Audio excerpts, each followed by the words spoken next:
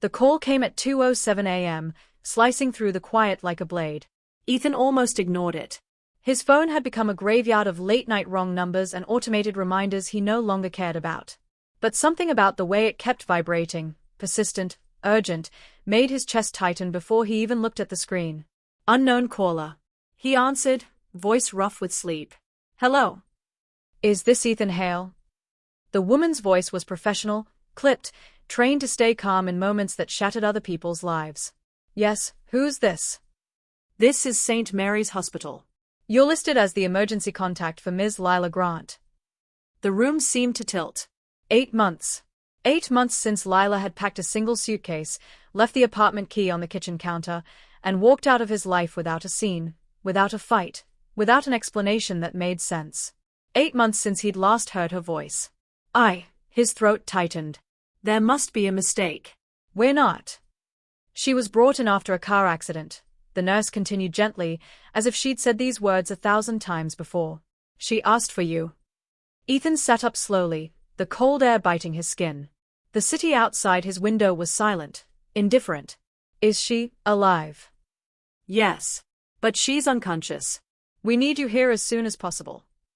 The call ended, leaving a hollow hum in his ears. For a long moment, he just sat there, staring at the dark wall, memories rushing in like water breaking through a dam.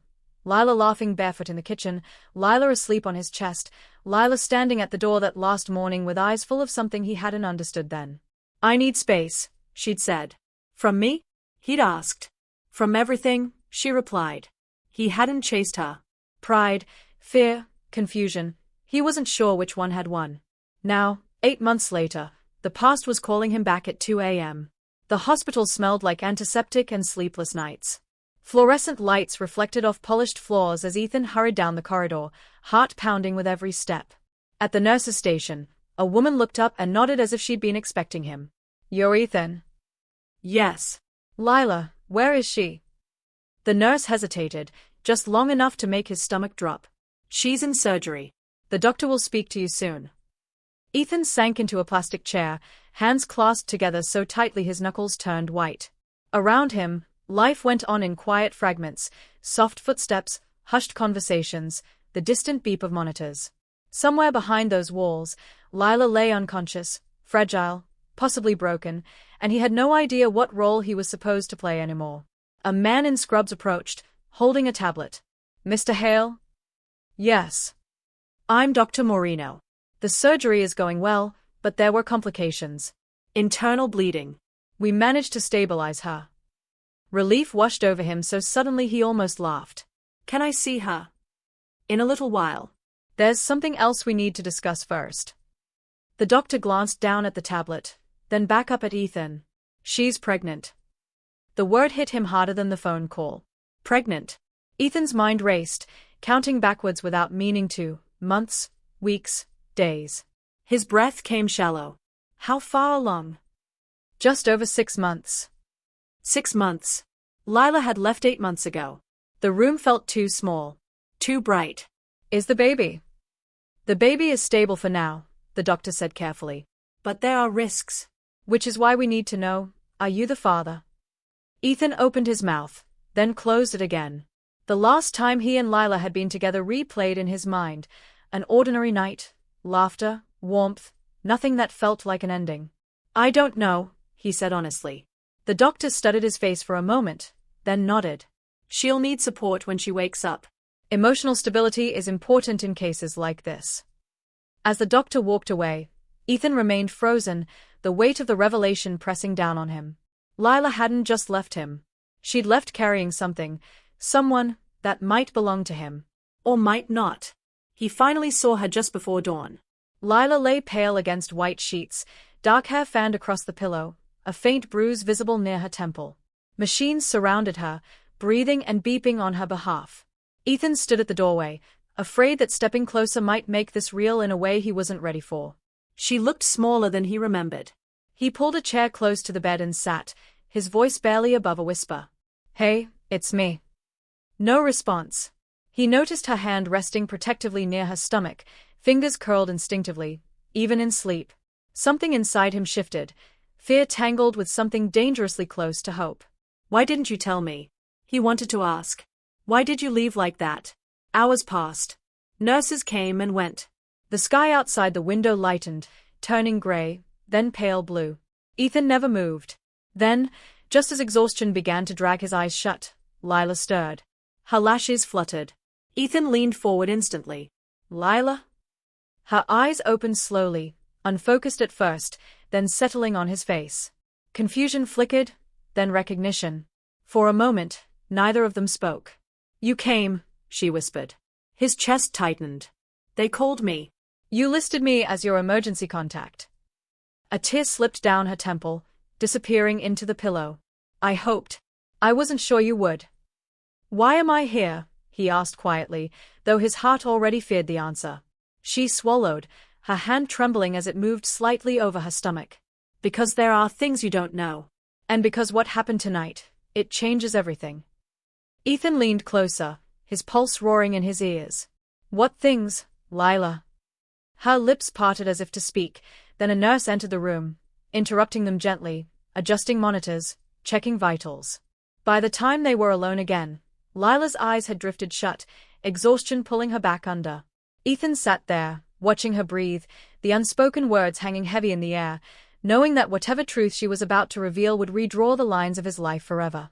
And somewhere between the steady beep of the machines and the first sounds of morning outside, he realized this story, whatever it was far from over. Ethan didn't leave. The nurse suggested he get some rest, maybe a coffee, maybe some air, but he shook his head and stayed planted in the chair beside Lila's bed. The room felt suspended in time, as if the rest of the hospital existed in another world. Every rise and fall of her chest steadied him, anchored him to the present. When she woke again, it was late afternoon. Sunlight filtered through the blinds in thin, pale lines, brushing her face. This time her eyes stayed open longer, more aware. She turned her head slightly, wincing, and found him still there. You're still here, she murmured. I said I wouldn't leave, he replied, surprising himself with how certain his voice sounded. She studied him as if he were a memory she didn't quite trust. You always did say things like that. He didn't flinch. You never gave me a chance to prove it. Silence stretched between them, dense and fragile.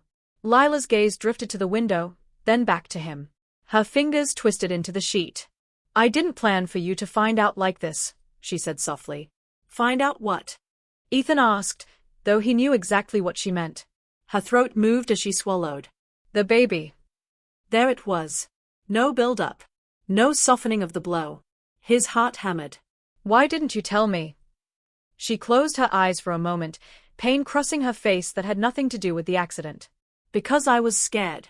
Because you were building something, your promotion, your future, and I didn't know if I fit into it anymore.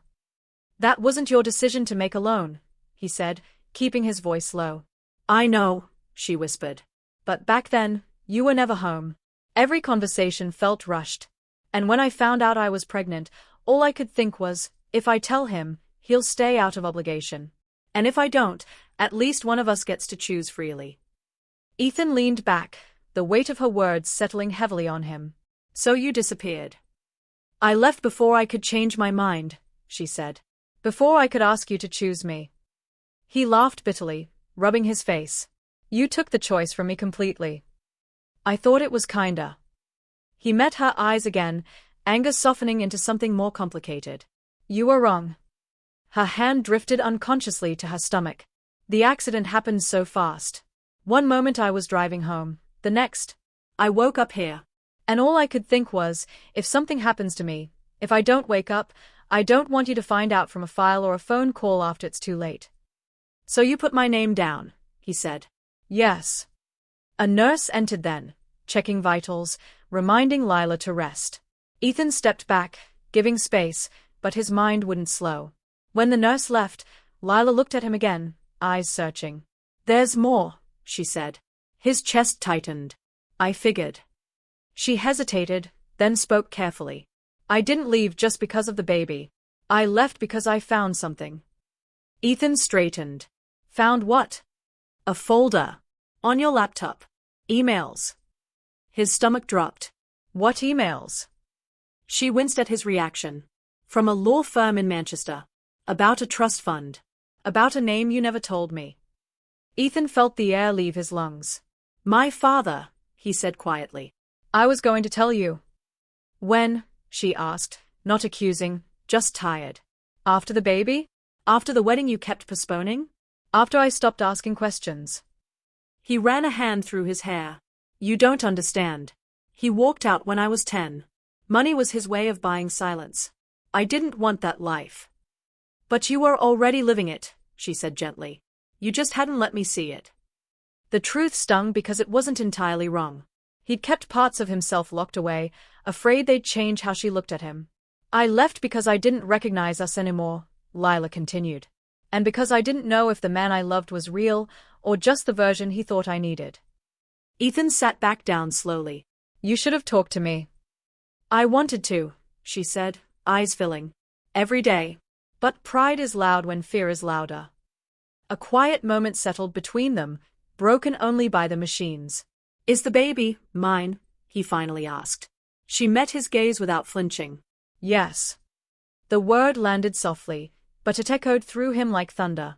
His hands trembled as he rested them on his knees. I didn't see anyone else, she added. I couldn't.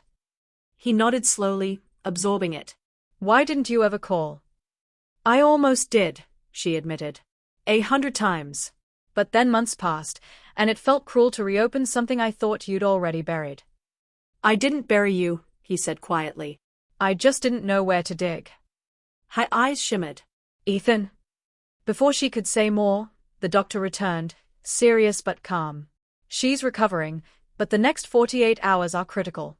Stress needs to be kept to a minimum. Ethan stood immediately. I'll do whatever it takes.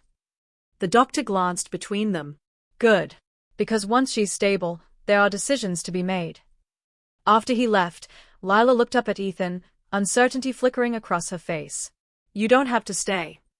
I'm not going anywhere, he said firmly. Not now. She searched his face, as if looking for the man she once loved, and perhaps the man he was becoming. Things are complicated. They always were, he replied. We just pretended they weren't. Outside the window, evening crept in again, shadows stretching across the room. Ethan reached for Lila's hand, stopping just short. May I? She nodded. Their fingers intertwined, tentative but real, as if both were afraid that holding on too tightly might shatter the fragile truce forming between them. Neither of them said it out loud, but both knew this was only the beginning of conversations they'd avoided for months, and of consequences neither could predict. Lila's hand was warm in his, warmer than he remembered, or maybe he was just more aware of it now. The simple act of holding her felt loaded, like a promise neither of them had earned yet. She broke the silence first. You look different. So do you, he replied softly. Stronger. She gave a faint smile. I didn't feel strong when I left. Then why do it? Because staying felt like slowly disappearing, she said. I woke up one morning and realized I was shrinking myself to fit into your life. And I hated that version of me. Ethan exhaled slowly. I never wanted that.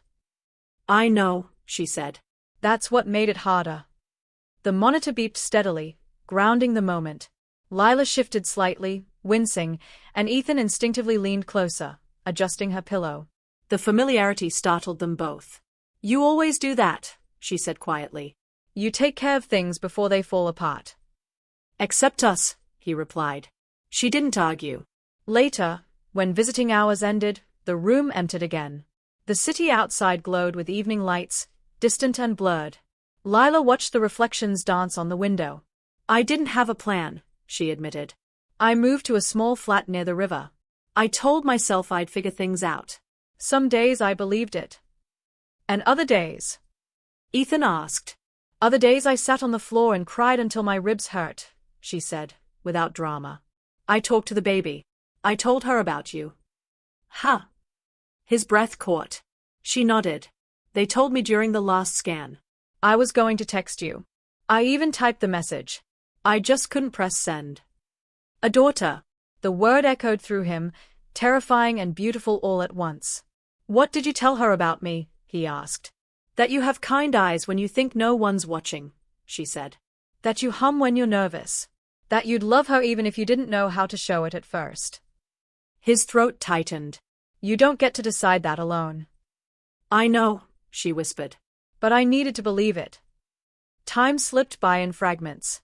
Nurses checked on Lila. A social worker stopped in briefly, mentioning paperwork, arrangements, things that made the future feel suddenly very real. Ethan listened, nodded, stored everything away like he always did. When Lila slept again, he stayed awake, watching her. He noticed details he'd forgotten. How her brow creased slightly even in rest, how her lips parted when she breathed deeply. Guilt pressed down on him, heavy and relentless. At some point, his phone buzzed. A message from work. He ignored it. For the first time in years, he didn't feel the pull of deadlines or expectations. Nothing seemed more urgent than the woman in front of him and the life growing inside her. Near midnight, Lila stirred again. You should go home, she murmured, eyes still closed. You look exhausted. I'm fine, he said. I'll sleep in the chair. You always were stubborn. And you always liked that about me, he replied. She smiled faintly, then grew serious. Ethan, what happens after this? He hesitated. What do you want to happen? I don't know, she said honestly.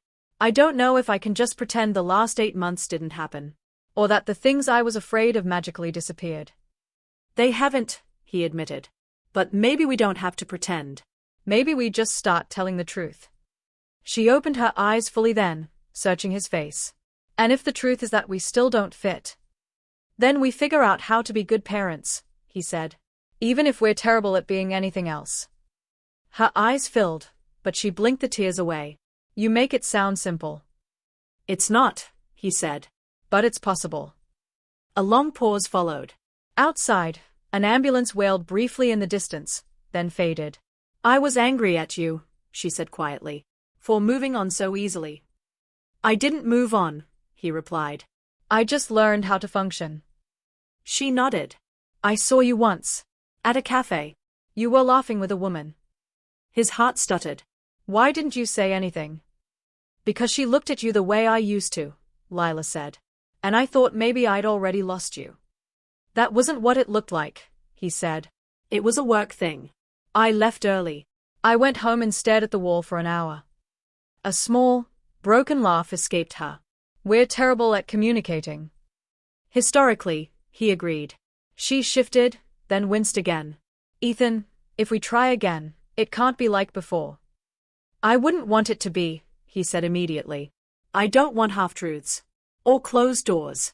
Or you feeling like you're alone in a room we share.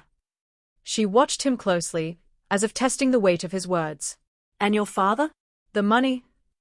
I'll tell you everything, he said. No filters. Her fingers tightened around his. I'm scared. So am I, he said. But I'm here. For a moment, neither spoke. The room seemed to breathe with them, holding the silence carefully. Then Lila whispered, Promise me something. Anything. If I say I need time, don't disappear. He met her gaze, steady and unflinching. I won't. She nodded slowly, as if accepting something fragile but real. Somewhere deep within the hospital, a monitor alarmed briefly, then quieted. Life went on around them, unaware that two people were standing at the edge of a future neither had planned but both were beginning to face. And as the night stretched on, questions lingered, about trust, about forgiveness, about whether love could survive the weight of everything left unsaid. Morning arrived quietly, pale light slipping through the blinds and settling on the edges of the room. Ethan hadn't slept. His body ached, but his mind refused rest, replaying every word, every look from the night before. When Lila finally stirred again, it felt like the world shifted slightly back into place. She blinked, then frowned. You're still awake? Barely, he said. But I meant what I said. She studied him, then nodded once, as if filing that promise somewhere deep. A nurse came in with morning checks, cheerful in a subdued way, asking Lila how she felt, reminding her to take slow breaths. Ethan stepped back but didn't leave, hovering near the window.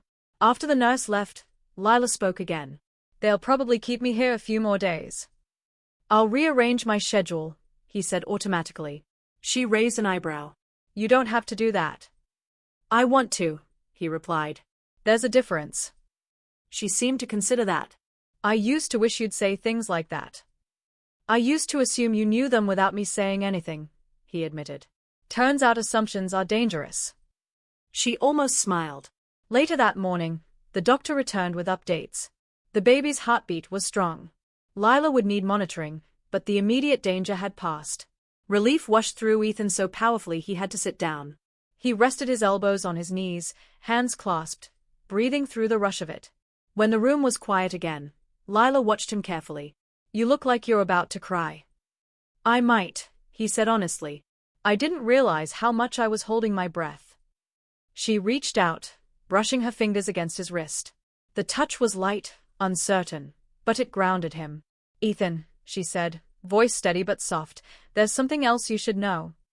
His chest tightened. Okay. When I left, I didn't just run away, she continued. I started therapy. I needed to understand why I kept expecting to be abandoned, even when no one was leaving. He listened, unmoving. I realized I've spent my whole life preparing for loss, she said. So when things felt too good, I sabotaged them before they could hurt me. And I, he replied quietly, spent my life pretending I didn't need anyone, so I wouldn't feel that loss when it came. Their eyes met, the symmetry of it almost painful. So where does that leave us? She asked. He thought for a moment. Aware. Maybe that's a start. That afternoon, Lila's sister arrived, eyes red from crying, hugging Lila carefully, then turning to Ethan with a complicated look.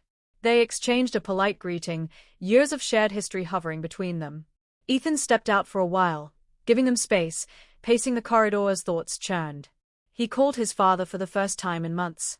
The conversation was brief, tense, unfinished, but it happened. When he returned to the room, something in him felt slightly lighter, as if a door long jammed had cracked open. That evening, Lila was more tired. Pain medication dulled her edges, made her words slower. Ethan read to her from his phone, news articles, fragments of things that felt normal, until her eyes drifted shut again. He stayed. The next day brought visitors, forms, quiet conversations about logistics. The social worker returned, mentioning living arrangements after discharge. Lila looked at Ethan instinctively, then quickly away, as if catching herself. We don't have to decide everything now, Ethan said, sensing her hesitation. One step at a time. She nodded gratefully. Later, when the room was empty again, she spoke without looking at him. I don't know where I'm going to live. You can stay with me, he said immediately. If you want. She turned to him, surprised. Are you sure? Yes, he said. No pressure. Just an option. She exhaled slowly. I'll think about it. That night, she dreamed restlessly, murmuring in her sleep. Ethan caught fragments, his name, the word scared, something about water. He brushed a hand lightly over her arm until she settled again, the intimacy of the moment almost undoing him. On the third day, Lila was allowed to walk a little, supported by a nurse. Ethan watched from the doorway, pride swelling in his chest at her quiet determination. When she returned to bed, flushed and tired, she laughed softly. I feel ridiculous. You look brave, he said. She shook her head. You always romanticize things. Only the ones worth fighting for. Her smile faded into something more serious. Ethan, when the baby comes, everything changes. I know, he said. That's why I don't want to be on the outside anymore. She hesitated. And if I decide I can't be with you? Not romantically. He swallowed. Then I'll still show up. I won't punish you for being honest. She searched his face, as if looking for cracks. You really mean that? I do. The admission seemed to settle something in her. She leaned back against the pillows, eyes drifting to the ceiling. I used to imagine raising her alone, she said. I told myself it would be easier. But lying there after the accident, I realized how fragile everything is. How easily plans disappear. He nodded. I realized how easily people do. She turned to him then, gaze steady. I don't want to disappear from your life again. Then don't, he said simply. Outside, rain began to fall, streaking the window with silver lines. The hospital lights flickered on as dusk settled in, casting the room in a softer glow. They sat together in that space, not healed, not resolved, but present, both aware that the hardest parts still lay ahead, waiting to be faced. The night Lila was discharged, the sky was washed clean by rain, the air sharp with the smell of wet pavement and new beginnings. Ethan held the car door as she eased herself inside, moving slowly, carefully, one hand instinctively resting on her stomach. That small gesture carried more weight than any promise he could have spoken. The drive was quiet, not awkward, just thoughtful. Street lights slid past like memories, some warm, some painful, but none of them owned the road ahead. When they reached his flat, Lila hesitated at the door, fingers tightening around her bag. "You don't have to come in," she said softly. "I know," Ethan replied. "But I hope you do." She met his eyes, searching for pressure, expectation, demand. Finding none, she nodded and stepped inside. The flat looked the same, yet different. Less like a place waiting for someone who never came back, more like a space finally ready to hold more than one life. Lila moved slowly, taking it in, stopping by the window that overlooked the city. "It feels calmer," she said. "So do you," he replied. That night, they slept in separate rooms. Not out of distance, but respect.